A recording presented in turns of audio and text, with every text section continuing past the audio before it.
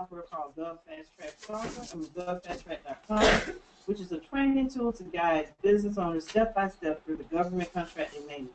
He is also the founder of a technology company called GovMarket.net, which is a matchmaking platform similar to eHarmony, but only for government contractors.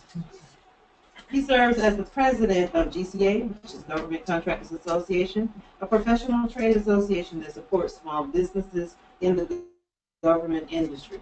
Mrs. Young holds a BS in business management and a minor in leadership from Shorter University. He is married to a wonderful, supportive wife and has two beautiful, amazing kids. I now present to you all Abraham Young.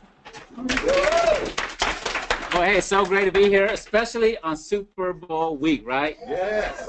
Now, who's throwing a party at your place? Okay, we're all coming there. All right. The restaurant. Yes, we're coming to the restaurant.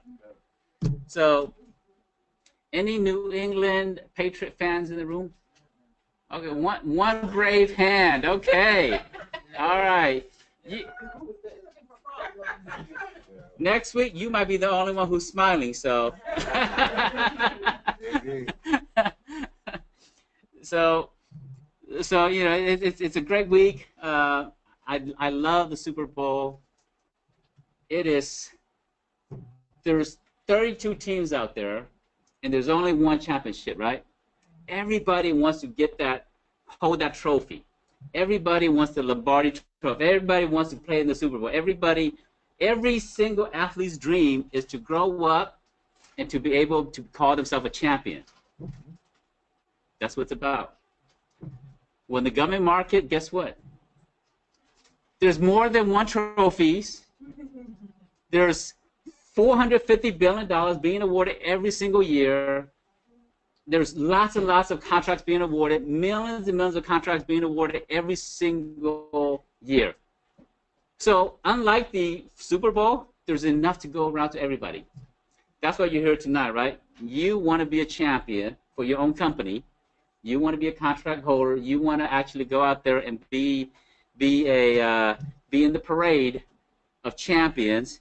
And that's what we're going to talk about tonight. So how to be a government contractor, but more so tonight we're going to focus on marketing, but more specifically relationship building.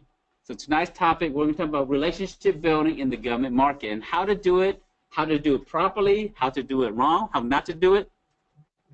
But before I get to relationship marketing, I want to talk about our CFCP professional certification program that we have started. Now, all of you who are here, I want to tell you about the CFCP's professional certification because you have an opportunity to obtain this certification by coming to these classes. Did you know that? Yes. Some of you do. A few of you don't. By coming to these classes here, once you've accumulated enough hours, then you can take the test and you will be designated a certified federal contracting professional. This is a new program that we're instituting. Now, there's a lot. On the government side, there's a lot of different things that a contracting officer have to go through before they can award a contract to you. On the commercial side, on our side here, there's not a lot of requirements outside of did you file your taxes, did you submit your documents. There's a little bit of paperwork, but there's not a lot of teaching and requirement of strategies and research and how to do it properly, understand the regulations. There's not a lot of training in that regards for your company to engage them. And so the tools and the training that we're doing is giving you those resources so that you can be a professional to engage the government. So we're launching this year. We launched this year in November. In November, 6 people passed the test. So we have 6 CFCP certified professionals now. Going forward, all of you, if you come consistently, if you want to test for the CFCP, let Pamela know so she can track your every attendance that you come to. And if you earn enough hours, then you can take the test. Starting from when? Starting from whenever. Okay. You can go back, and if you can validate, if she can find your name on the sign-in sheet. See, y'all thought the sign-in sheet was just tedious work, right? Sign-in sheet is meant to help you down the road. So every time you come, make sure you sign in at the desk. That's a validation that you were here. But let me talk about the CFCP certification. So the first contracting regulation came out in 1795. This is about 20 years after the independence of this nation. And they said, hey, we need to create standards in terms of how we buy goods. Mainly at that time was goods, a little bit of services. But and so they create the Purveyor Public Affairs Act of 1795, and it started to put some standards of how procurement worked. During that time, since then, federal agencies and contracting offices are required to get their FACSI and their DIWEA certification. So before they can become a contract officer, they have to pass the test, they have to have a number of years experience to award you a contract. Well, in the commercial market, there's not that available for you. So what we did was we said, okay, we want to go and create the CFCPs. Why? Because we want to tell the government that you hold to a higher ethics. You have better morals. You understand the contracting process more. You're not going to go and try to bribe a contracting officer. You understand how 8A sole source works. You understand how marketing works. You understand regulations. That's what it's going to say about your company or you as an individual working for your company. So the CFCP is a certified federal contracting professional. The body of knowledge that we're going to pull that from is the GCBOC, the Government Contracting Body of Knowledge. There's two components to it. There's the federal body of knowledge and there's the state and local body of knowledge. Right now, all of the training that we do, 10% hint around state and local, but 90% of it is federal focus. So that's why we're only doing the CFCP certification at this time here. In the future, we're going to do the CGCP, which is the Certified Government Contracting Professional. Government means that you understand federal, state, and local. So that's a future designation that will be available. 2 or 3 years from now, we want to do the CCMP, which is the Certified Capture Management Professional. Capture management means that you understand not only relationship, strategy, marketing, but you understand proposal writing as well. And sometimes, relationship is one side of the brain and writing is the other side of the brain, and the two, most people aren't wired to do both. But if you have those abilities, the CCMP can be a future designation. The GCBOC right now is contained in our GovFastTrack software. So that's how we aggregated all the information. It's in the software. So if you have the software, study from the software. And then if you want to do the practice test, what we did was we created 500 questions. We took all of our information. We created 500 questions. And if you want a practice test, I can set you up on the practice test. So you can kind of see what it looks like. There's no cost to do the practice test. See what it's like. And then when you're ready to do the test, let us know after you've accumulated the number of hours to do that there. The hours, there's 3 different levels of CFCP. There's entry level, level 1, 80 hours of CPE, qualified hours. CPE stands for Continuing Professional Education. I believe that's what it stands for. Let me look at it. Yeah, Continuing Professional Education. So you'll need 80 hours, and that's for 0 to 2 years of experience. So that's level 1. If you have 120 hours of CPEs, you have 3 to 9 years of experience, then you can be a level 2, and then level 3, or advanced or senior, is 10 years or more experience, and you've done 120 hours or more of training or classes. If you are in the incubator program, which meet weekly, every time you come to those sessions, you earn 3 hours of CPEs. For the 6 months, it's 80 hours total. For the coaching program, you earn 4 hours per session. For the association meetings, when you come to association meeting, you earn 2 hours. because you're always learning, right? Every time you come to the association meeting, you're learning something. The Gov 101 class, which is 6 p.m. For some of you, you were just at the 6 p.m. session earlier. That's 1 hour of CPEs. For office hours, for you that just came from office hours, you get 2 hours. Even though we meet for 1 hour, but the content is so much, you actually get 2 hours of CPEs. And then for the deep dive session, which is this session that you're sitting in right now, you get 2 hours. So every time you come to these sessions here, let Pamela know, and she can kind of, if you're just coming and you're not trying to test, she's not tracking you. So don't assume she's tracking you. You have to let her know that you want to test for the CFCP so that she can track you and make sure that you're accumulating the hours that you need. Webinar on Wednesdays, that's 1 hour. If you come to the 2-day boot camp, that's 20 hours that you're earning. If you come to the proposal boot camp, that's 20 hours. If you come to the Quick Start boot camp, who came to the Quick Start boot camp? A good number of you. So that's 4 hours. So you get 4 hours of that. And if you have contracting experience, meaning you've been in the industry, every year that you're in the industry, you get 20 hours of CPE hours. So we take your experience and we kind of say, okay, hey, we're going to convert that into CPE hours so that you don't have to spend 6 months studying for this test here. We're going to treat your years of professional experience as that.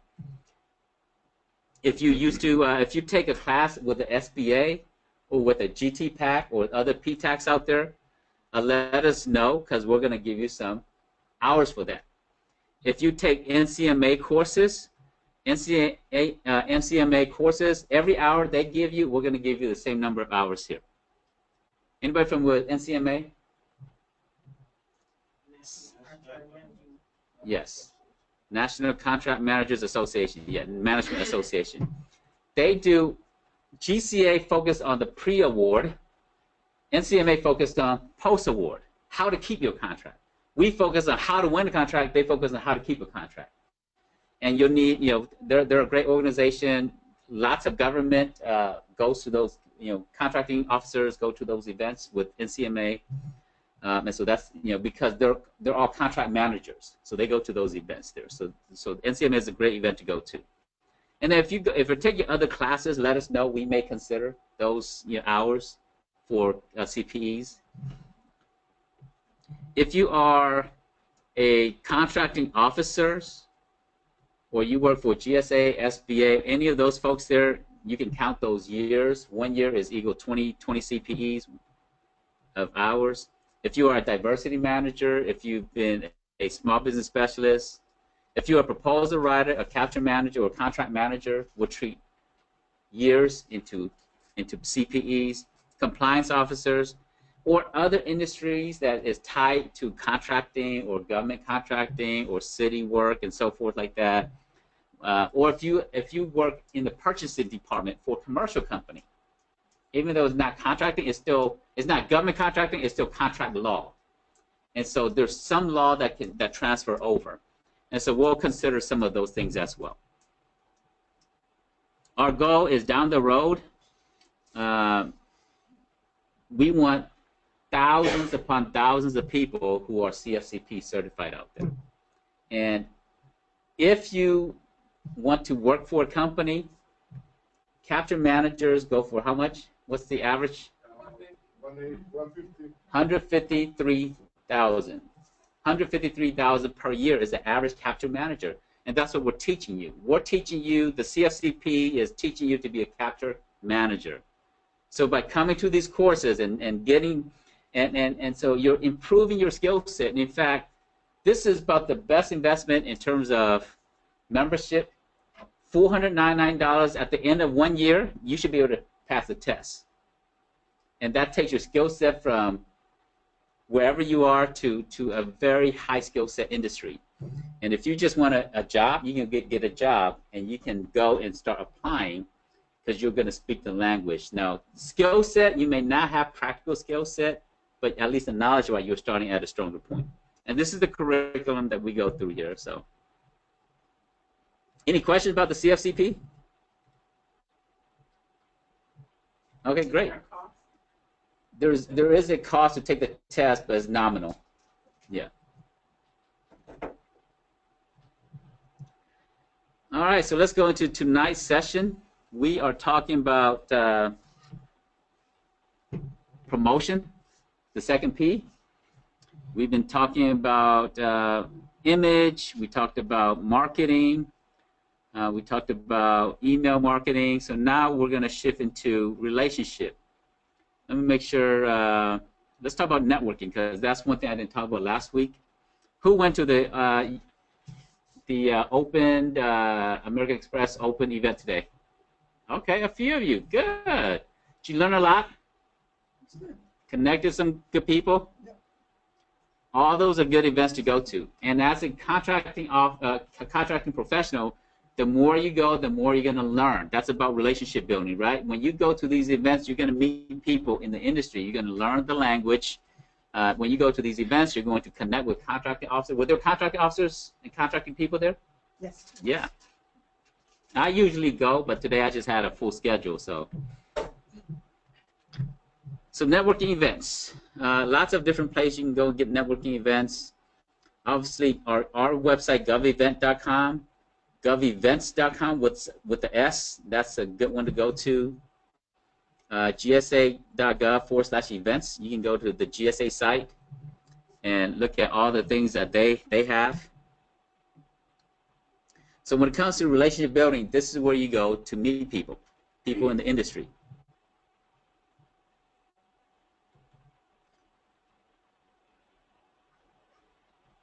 Let me switch.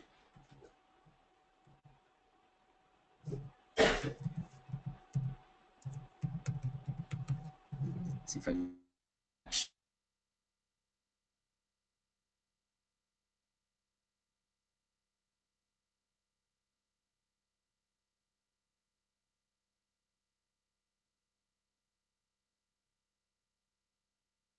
Learn a certain topic, you can go and learn different topics. So every single day there's you know, all kinds of different reverse auction. This is a good course to take on. Learn how the reverse auction website work.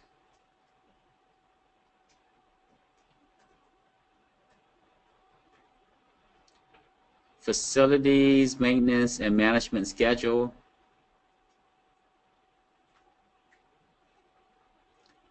Yeah, so lots of good stuff on here. The P-Tax. Who's gone to GTPAC? Quick show of hand. Okay, 2 or 3 of you. Okay, 4.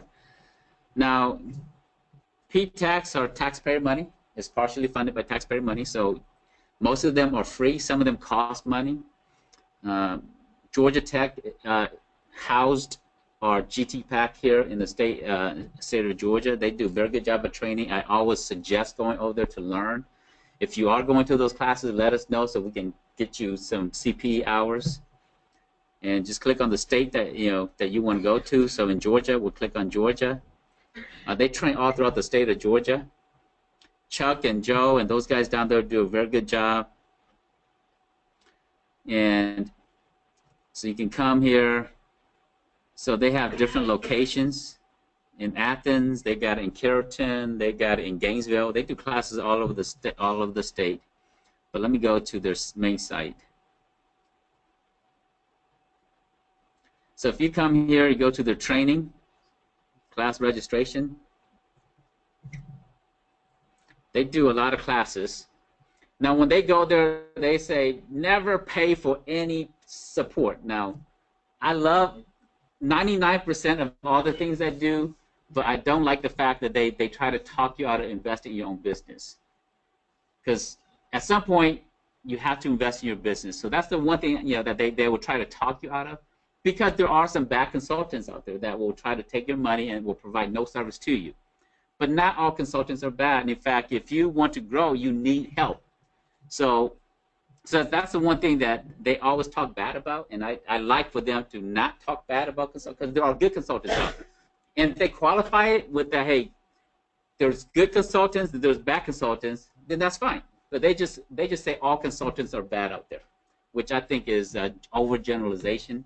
Because as an organization, you need support to grow. If you have the resources to invest, if you don't, keep taking classes with us and with them, and you can learn that way. Lots of different classes. Selling, marketing, contracting 101, women-owned business program, state and local government agencies. So they've got lots of different classes. So take advantage of these here. Most of these are, again, free. Some of them do cost. Like they have a GSA proposal boot camp that costs, but most of the general stuff, general training is free. But when you go there, you'll meet other potential teaming partners, other companies that are there. So utilize those services. All right, so let's go into, we mentioned this here last time, social media. There's not a lot of social in the government space, but what I will say is, even as a individual, as you're out there trying to build relationship, make sure you clean up your professional profile on LinkedIn and on Facebook. Facebook is social, but people will look at that. I was going to hire this lady to help us out at one time, but I found out that she moonlighted as a as a night dancer, and nothing's wrong with that. I don't have a problem with her moonlighting as a adult dancer at night, because she's got to pay her bills, and that's fine. But I don't necessarily want the image of our association to represent it by that in itself. How did I find out? I went to Facebook, and because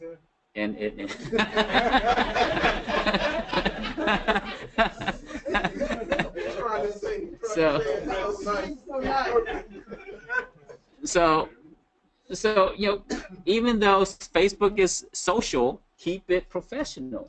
Don't put it where you're drunk and hanging out over the boat and about to fall in. Don't take down those pictures. Keep it keep it clean. Nice. Hugo, you got a story you want to share? No, a personal example you want to share? How about your social position? If you are Republican or you're Democrat, so and if the people comparison of you look like you are more for the previous president or the next one. You think that should be deleted from Facebook? I'm gonna stay out of that question, and that's usually my position. I stay out of those questions. Why? Because I don't bleed red. I don't bleed blue. I bleed green. Right? Here at the association, everyone in here have their own political opinions, but we try to not put our political opinions on anybody. I try to there is no perfect party out there. Both of them stink, if you ask me. Both of them are good, if you ask me. They have the good things about their parties, and they got the negative things about their party. No, there is no perfect party out there, but there's advantages to a Republican presidency, and there are some things that I look forward to under a Republican presidency. There's going to be more DOD spending. There may be less, the INS may get less money, but DOD is going to get more money, right?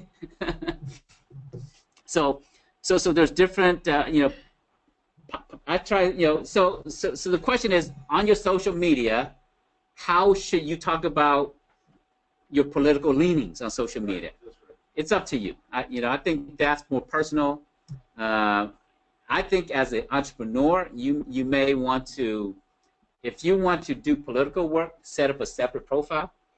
I have a political profile, and I use a pseudonym for all my political work and advocacy work. So that's kind of how I do it. And it's not like Abraham Seong 2, It is a very historic name. I don't want to tell you because you'll know, because you'll see me out there. But it is a very historic name. What I did was I went and took a name of a historic figure that died for a cause. And I created a profile with his name, created a Gmail account, created a profile with his name, and I go out there and do my social, political activities through that pseudonym. And that, it's kind of like when you're writing, you have a pen name. For me, on social media, I have a pen name, and I use it for that purpose. I've advocated for different purposes in the past. I've reached out to the Florida Attorney Generals to go after a scammer in the industry, in the government contracting industry. They went out there and scamming people and taking people's money, say, hey, give us $5,000, we'll help you get a GSA schedule, we'll help you get millions of dollars in contracts, and you're not even qualified to get a GSA schedule. So there's different things that we've done, but I do it under a pen name. All right, so relationship building. The key thing to relationship building is, well, let's do this training here first before I go into.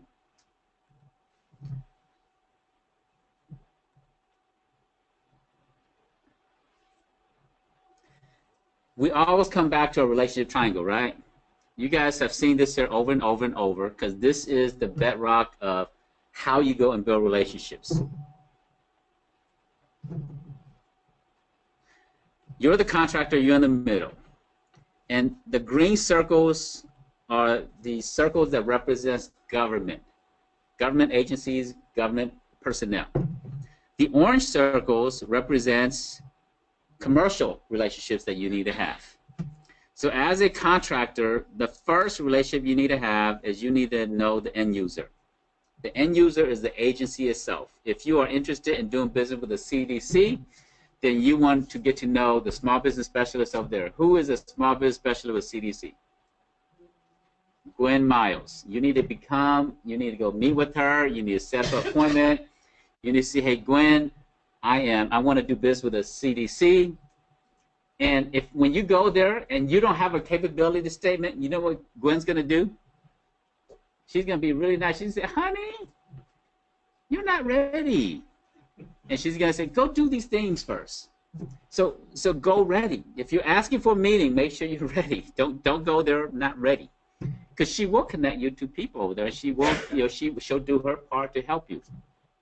If you want to do work for Fort Gordon, Cyber Command is in Fort Gordon. Who's in IT in here? Anybody in IT? No IT. Oh, 1, 2, 3 IT companies in here. Cyber Command. Yeah, Cyber Command. Cyber Command moved to Fort Gordon, Augusta, right down the street from us, right? Guess what? Hundreds and hundreds and hundreds of millions of dollars is being funneled to that military facility there. Opportunities there. You want to do business there? Who do you need to see over there? Anybody know the small business specialist over there? Rufus. What's Rufus' last name? I don't remember Rufus' last name, but he's, so every military, every agency have a small business advocate. So you need to engage those people. But the main person you want to engage with those agencies, you want to get to know the program managers, the individuals that actually manages the office staff, they manages contracts that comes in and out, they manage the need of that agency. And so the program managers are the key one in the agency. The small business advocate falls down here in this bottom green circle down here. So the SBA have advocates, the agency have advocates, the OSTBU office, the OSDBU, they have an office. Everybody, every agency through federal mandate are required to have a small business champion for all of us, all you small business owners out there. Now, are they always good at what they do? Some of them are good at what they do, but not all of them are good at what they do. So you have to go help them to help you. That's usually how it's done. You have to help them to help you. If you go there and you're waiting for a handout, it's never going to happen. Once in a blue moon, you might get a phone call from someone and say, hey, we're looking for this. But generally, you have to go build a relationship. So you need to have a relationship with the end user and the small business specialist. The end user have the need, the small business specialists have what? Contacts. The contact or the influence. They can influence the end user to use your company. They can influence the contracting officer to use your company. Now, the contracting officer, they don't have the need, they don't have the influence. What do they have? They have the contracting authority. They have the power to bind your company to the government itself. Small business specialists don't have the authority. Contracting officers have the authority. Now, contracting officers, they come by many different names, right? The CO, the KO, the PCO, the TCO, the ACO, the CS, the CORE, the COTAR, the FPO, many, many different names. But generally, they're called the contracting officer, the CO or the KO. KO, often because the CO in the military is commanding officer, so they use the word KO, which represents contracting officer as well. GSA falls under here. GSA is not a government agency. We treat them as a government agency, but they fall under contracting office or officer in this situation, this triangle here. They have the power to bind you and the government into a contractual relationship.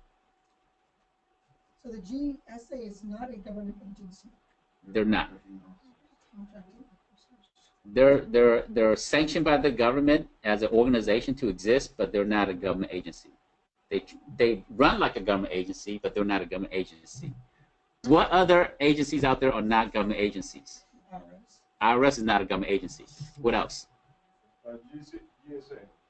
GSA, yeah, we already mentioned that. What's another one? Big one. NAFTA? CDC. NASA? I think that is government. That's quasi? Okay. The U.S. Postal Service. Yes, that's a good one. We think of them as, you know, but they're not government. Which one? There's USPS. United States Postal Service, Well, USPS. There's another one. well, It's quasi-government. They get funding for that. What about the CDC? That's government. Federal Reserve. Oh, yeah. So They when you print- say they say print- dozen, what exactly does that mean in terms of? I mean, I know what that means, but kind of sorta. They run like a kind of like an organization, a private organization. There's very little oversight. Now the government Congress can push oversight on them, but the IRS they can do whatever they want with you. Self-funding too. Postal Service. Yeah, most of them are self-funding. They may have got money from the government to get started. Is it a chartered organization? Excuse me? Is it like a chartered organization? Yeah, some of them are chartered by the government initially, but they're not. Like NPR, National Public Radio. Yeah, I don't know about them. Yeah. Voice Council of America is chartered, but Yeah. they are government. Yeah. Well, those are NGOs or nonprofits, and so that's separate. But I'm talking about organizations that we think of them as government, but they're not government. Keep that in mind because they use different sets of regulations. So some of them use the same federal regulation for their purchasing department. Like if you want to do work for the Federal Reserve, they have their own set of regulations. So just keep that in mind. So as you're building a relationship, you need relation with government agency. You also need relation with small businesses out there because they need, you may not have a veteran certification. You might need someone who has veteran certification. You might be a plumber. You need an electrician to be your teaming partner.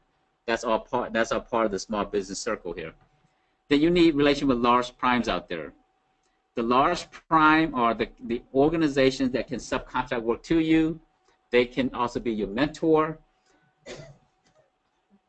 They can also be your SBLO.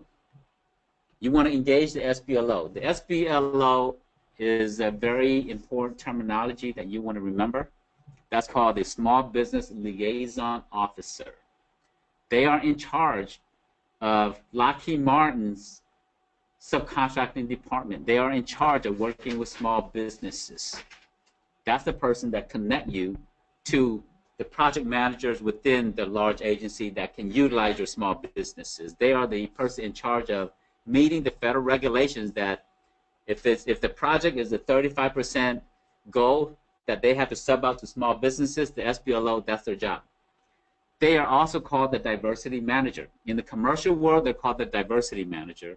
In the federal contracting world, they're called the SBLO. Often, they're called the subcontracting manager. But usually, they're the same person. Sometimes they wear two hats.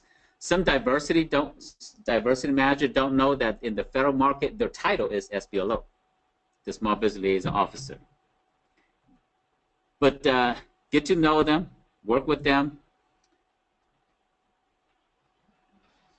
So these, and then ultimately, you want to build your own government department, this bottom orange circle here. You want to do proposal writing. You want to develop someone to do proposal writing for yourself, for your company. Either you or someone else in your company needs to do that.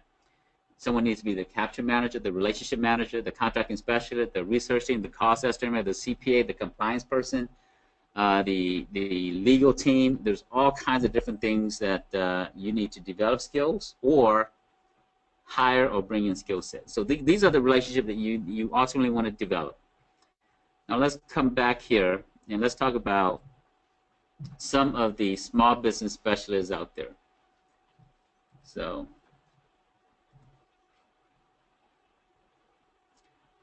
there are lists all the time that you can go in here and pull up, like South Carolina Agricultural Research Services. Lori Brevard is the purchasing agent. Some of them are the purchasing agent, but they also wear the small business specialist hat. Different agencies do different things. But the best list is go to the OSDBU website, osdbu.gov. osdbu.gov. What's up? Can't be reached? What's going on? It's been hacked.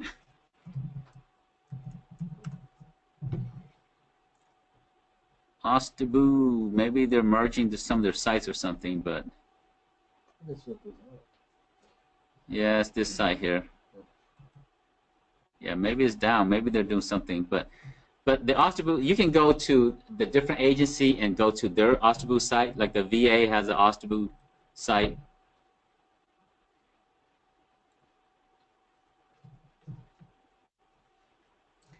Every agency has a small business representative because they're required by law to have that.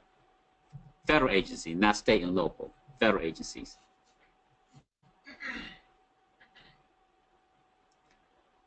Anybody know who Linda McMahon is? Linda McMahon. She's going to be the new SBA director or national. The SBA administrator. Yes, and that's appointed by the president. What's she known for, though? Oh, Vince McMahon. Yes, yes. Really? She is the CEO. Oh no, no. She is the CEO of the WWE World Wrestling Entertainment, and she's going to be the new SBA administrator. And so I watched her hearing in terms of the, she was in front of senators and congressmen, and they were questioning her on how she's going to come and help the SBA and what she's planning, what she's doing. So.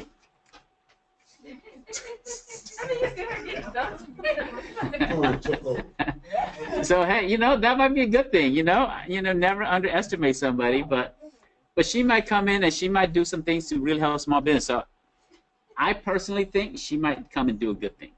So that's my own opinion. Now, I tell you that I try to leave politics out of our training here. My opinion of her is I think she's going to come and do some good things for businesses. So I may be wrong. I think she will have to prove me wrong, but outside of that, I believe she's going to come and do a good job. So you come here and you go out there and you can come and find all the information.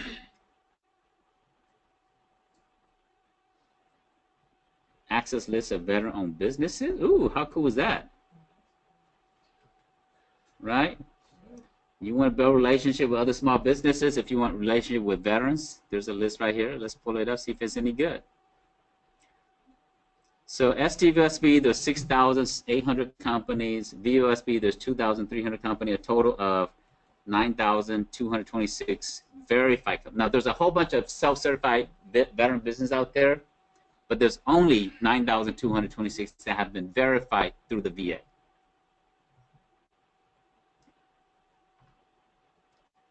But, you know, I'm showing you a few different ways of how you can start building your Dream 100 list, right? Your Dream 100 lists are all the different people in the triangles, the relationship that you need to build so that you can do that there. So let me pull up the Dream 100 and show that to you.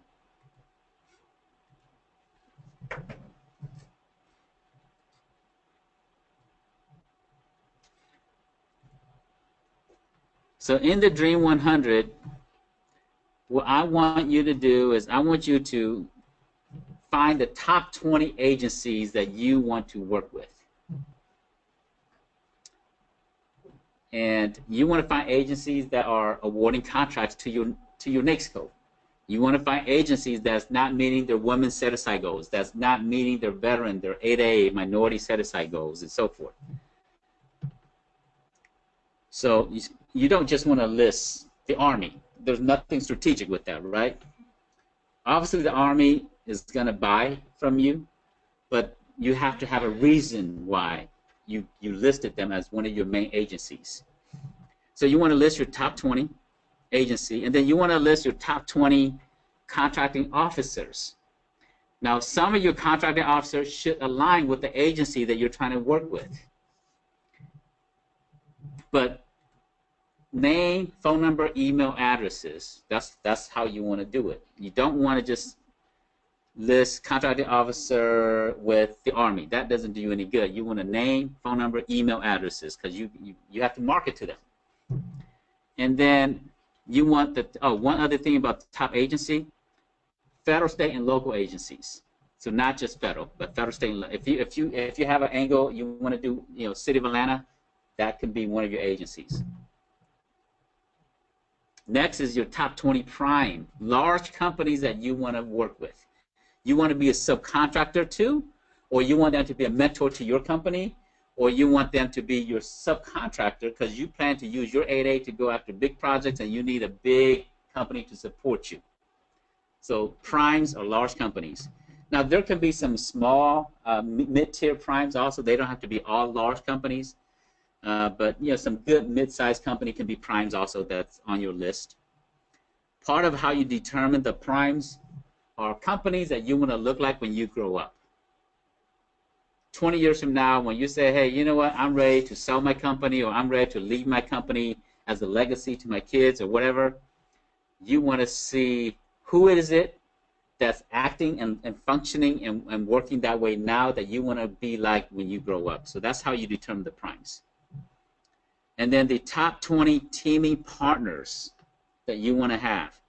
They may be in parallel industries, like if you are, Cynthia, you are a life coach, you're a trainer, you're a public speaker, you might need to have a teaming partner who does other types of training, like business training and,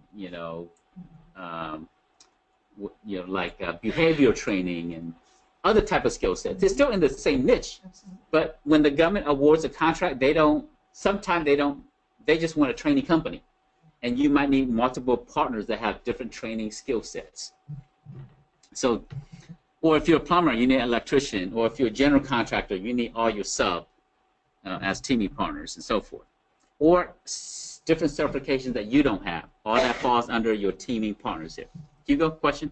Yeah, you think the teaming partners should be local or I generally suggest local first. Unless you're looking for a mentor, then you can go out of state, but try to do local first. And then as you expand your contracting opportunities, then you can find teaming partners in the state that you want to do business in. So as a small business, the main work that you want to do is federal work in the state of Georgia. And then your next tier is the Southeast, right? South Carolina, Florida, Tennessee, Alabama. Alabama, if you're in Georgia, Alabama should be your second location. Why? Neighboring state. And what else? Neighboring state, but why though? Because you got Florida, neighboring state, you've got Tennessee, South Carolina. But they have less infrastructure. They need more infrastructure. They need what? They need more infrastructure. They need more. More infrastructure. They have little infrastructure, so they need to Infrastructure. the infrastructure. Good thought, but no. Less competition. Good thought, but no. These are a lot of contracting, prime contracting agencies in Alabama. Lots of agencies over there. You've got Huntsville, Huntsville, Alabama. Oh, yeah. That is called contract capital of the South. Really? You got DC, which is contract capital of the world, and then you got Huntsville, Alabama, which is contract capital of the South. You got Redstone Arsenal there, you got NASA there, you got many other agencies right there, and they're 2.5, 3 hours away from us. So that should be, if you're trying to expand out of Georgia, Huntsville should be one of the first place you want to expand into. If you want to have a second office, which state or which general area should be your second office as a government contractor? Huntsville, Alabama. Yes, but no. Birmingham. DC. DC. Yes. If you're looking for a second office, because Huntsville, you can still operate from Georgia and travel from time to time. But DC is very strategic. If you're looking for a second office, once you start to get to about the 10 million mark as a government contractor, you should start to look for a second office in DC. Maybe some companies, even at the $1 or $2 million in revenue, they're looking for a second office in DC. Because that's where all of the contracting offices are. They run contracts from there. Work may be performed in Georgia, but the contracting offices are there. The relationship you need to have is there. So I've seen multiple companies that evolve and grow, and then they have a second office there. Can that be subcontracted? So you build like a legal shield, or kind of like a consulting company to build your face on DC?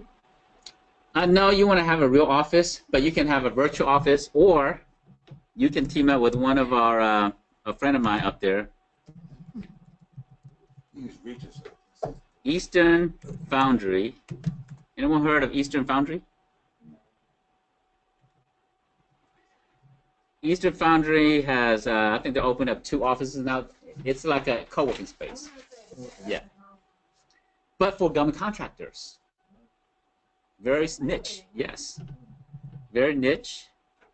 And you can go and rent an office there. You can rent it's kind of like, An incubator?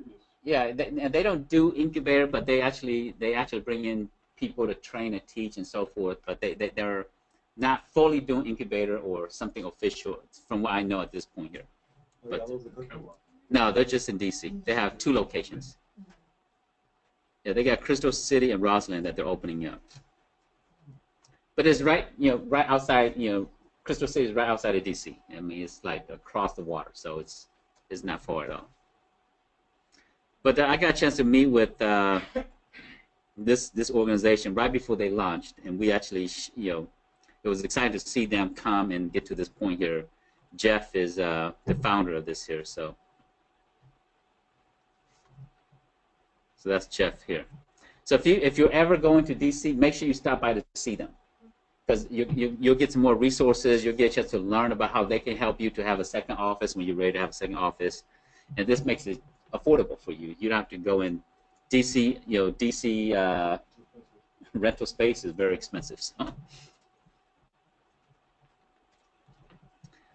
So Dream, let's finish up Dream 100. So top 20 teaming partners, and then top 10 small business specialists. Small business specialists are the OSTABU, the SBA Boss. You need 10 of those. And the top 10 government department members. So you want to create your internal team. So for example, a proposal writer, a capture manager, a attorney that specializes in government contracting, any of these people will fall into this list of top 10. With this list here, every time you're out there, you're networking, when you meet someone, the first thing that comes to your mind after you meet, greet, and shake their hand and get to know them, first thought after that is how do they fit into your 6 triangles here, right, to your 6 circles. So when you meet someone, you think, okay, is this person a teaming partner? Are they a small business that go to my teaming partner circle? Are they a contracting officer that's going to go into my contracting officer list of 20? Are they one of the agencies that I want to focus in? If they don't fit into any of these 6 circles, guess what? Don't spend 3 hours talking to them. You're not using your time wisely, right? If they don't fit into one of these here and you're trying to go and grow your company, you want real relation that's going to move your company forward. Now, if you just want to build friendship, then that's fine. Spend all the time you want. But if you're trying to network and grow your company, they don't fit here, then spend a few minutes with them, be courteous, be formal, be polite, but move on to another conversation that's going to fit into one of these 6 circles here. That's how you go and network, right? So does this make sense? So the second thing I did with this here is I actually took this list here and I said, okay, the first date that you met them, that you made initial contact with them. So you track this. So you use this sheet to start tracking. Their phone number, their email, their organization, first email sent, first message you called and left. I already assumed that when you call them, you're probably going to have to leave a message. Some of them will not always answer, especially contracting officers. They're not always going to answer the phone. So you can leave a message. Follow-up call, second email sent. And you start to, ultimately you want to set an appointment. And you want to give a presentation. You want to do your capability brief. And then you want to send a thank you. Now, in general, you can add more contacts in here in terms of the number of follow-ups. I only put a few as an example. But normally they say that you have to contact someone how many times before there's an actual relationship or actual business that's done? 7 times. So that means you may have to do like 14 times, and then some might be 2 times, but you're going to average 7 contacts with somebody before there's a warm and fuzzy relationship that goes on. If you want a copy of the Dream 100 Excel sheet, go to the Gov Training Vault. If it's not in there for any reason and you want it like immediately and it's not in there, in the next few days, then just email me. I'll send it to you. But we're trying to take all this here and put it on the Gov Training Vault site. Who's not on Gov Training Vault yet? Okay, so a few of you. As members, this website, all of our training we record it and we put it on there, so that you can go back and watch all the trainings.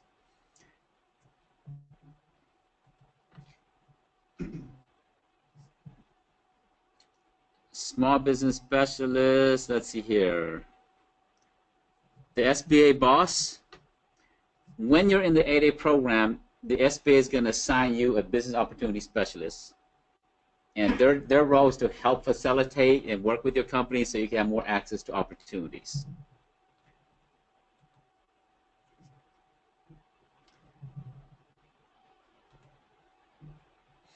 GSA has the Office of Small Business Utilization.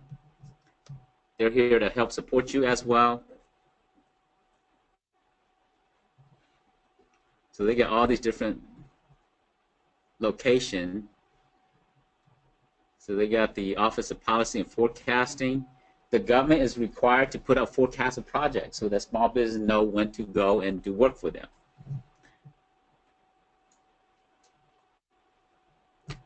They have a mentor project program. So lots of good tools in here.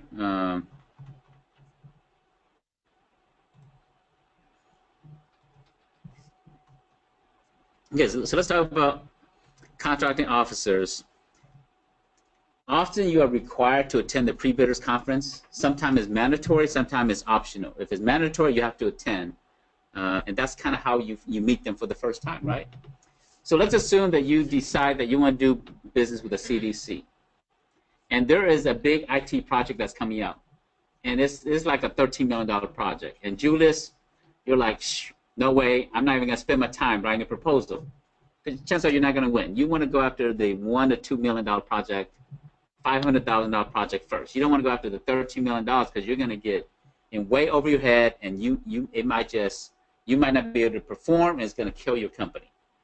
So in that situation with the CDC, but you identified the contracting officer who's awarding IT contracts. Why should you attend that pre-bidders conference? You're not going to bid on it. Why should you attend? Yeah, you can meet people there that will be the prime, and you can be a sub, but we're talking about relationship here with the agency, so why is it good for you from a relationship perspective? Because they'll get to know you. Yeah. They see your name on the list that attended the event. And if the contract officer is doing like every other month, they're doing a pre-bid conference, and they see your name consistently, they say, oh, this guy, they want to do business with us. And you start to brand yourself, and they start to get to know you that way, because they're not going to go and have lunch with you. They don't have time for that. There's no regulation that stops it from having lunch with you. You just can't spend more than $25. But they're not going to take time to go to lunch with you. So when they have a pre-bid conference, that's a perfect opportunity to go meet with them, be in front of them, ask them good questions, even though you don't bid on that project. Now, if you go there, yes, you might meet other company that will bid, and you can be on the teaming partner. So you have many advantages by attending a pre-bidder conference. The most effective way of how you can get a guaranteed appointment is to do what? Do a debrief. What is a debrief? Why you didn't win? Yes. When you submit a proposal or a bid and you didn't win, the regulation says you have 3 days to ask for a debrief.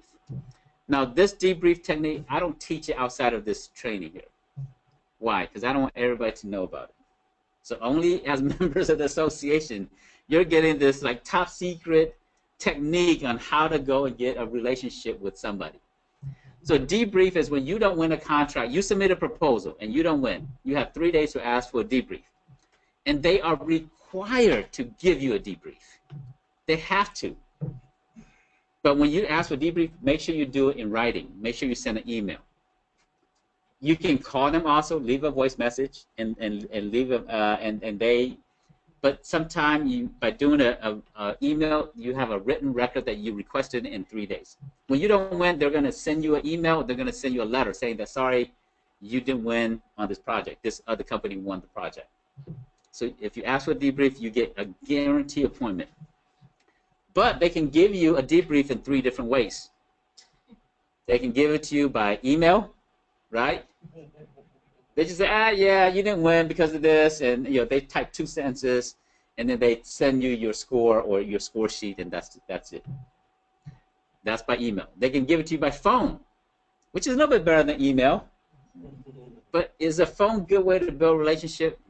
It's only when you're a teenager, you're trying to meet, a boyfriend or girlfriend, right? But it's not the best way to foster a relationship. So you want a face-to-face meeting. Now, most of them are reluctant to give you a face-to-face meeting. Why? They don't have time. And what else? More important than that. You did win a contract. What are they thinking? Yes. You are the angry black woman that's going to go to their table and bang the table and said, you shake your head and you say, I didn't win this contract. I'm married to a black woman, so I've seen it before. Actually, my wife is awesome. I've seen it the first few days that we were married, and after that, it's all gone now. Because I told her I'm going to be an awesome husband forever, and the angry black woman never ever came back out again. So. Really, that works? No, actually, this is what I decided to do was I made a commitment that I'm going to be the first one to say I'm sorry, and that changed our relationship. So, tip for some of you that have rocky relationships, I just made a commitment. Even when I'm wrong, I say I'm sorry. Even when I'm right, especially when I'm right, Because if I'm right, I don't want to say I'm sorry. And those are just powerful words that diffuse everything. And when I made that commitment to our relationship that I'm going to be the first one to say I'm sorry, it changed everything. So, and she's you know, and now when we argue, one of us is trying to fight to be the first one to say I'm sorry, because she's learned that trick from me, right? She say, okay, you know what? The only way we're gonna, you know, this is gonna diffuse is you know, I got to beat him to say I'm sorry. And I say I'm sorry even when I don't mean it. I absolutely don't mean it, but I say I'm sorry. I say the words. I say the words, but sometimes the action and then the emotions will follow, right? But you have to do face too. Have to say, no meaning in the face. Don't know boy's face. Yes. Yes. So debrief, they don't want you to be angry at them because they just are worried to your competitor. And most of the time when you go and meet with them, you're like, I want to know why I didn't win. I'm going to protest this here. I'm going to sue the agency. I'm going to sue this company. They don't want that. So it's how you ask for a debrief. And this is my suggestion on how you ask for a debrief. And within the 3 days, you send an email and you say, hey, thanks for I got your letter, I got your email, notifying that we weren't the awardee on this project here. We've identified your agency as one of the key agencies that we really want to support. And because you do this and this, you do IT, you do this, and we're an IT company, and we really want to support you on future projects. And so as it relates to this project here, I want to request for a debrief, a face-to-face debrief, because I just really want to learn what we can do better to help you in the future. And I see 3 other projects that's coming out, and I want to be able to better support you on those 3 projects there. If you say something specific, that's even better. And you take it from that approach. One is they say, okay, this is not an angry person. They really want to do work with us. Most of the time, they're looking for good companies to do work with. They really are. These are people. They go through a procurement process. Takes them a lot of time to go through that. If they can find a good company to work with, they'd rather do that than putting it out for bid. They'd rather sole source you a contract than put it out for bid. I guarantee you that. They'd rather sole source you a contract than put it out for bid because it's easier for them. So that's how you ask for debrief. That's how you get a guarantee appointment. So if you identify an agency, a contracting officer that puts out a lot of projects in your niche, in your industry, in your specific specialized area, even though you may not be ready to do work on that project, go ahead and submit a bid and get your relationship started. If you win, great, you know, you got lucky, right? If you don't win, then ask for a debrief, get that relationship going. Large primes, we still got a lot to talk through, so I think I'm going to have to stop here. Pam, what's our schedule for next week?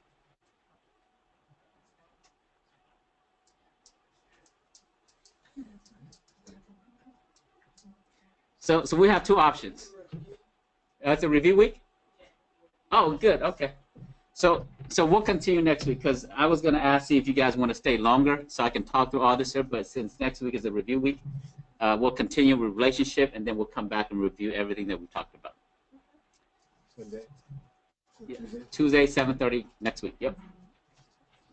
All right. So I appreciate everybody coming out. It's been fun having you. Those folks joining us online, thanks for joining us online. I didn't even check to see if you have any questions, but sorry about that there. But then, but we'll do it again next week.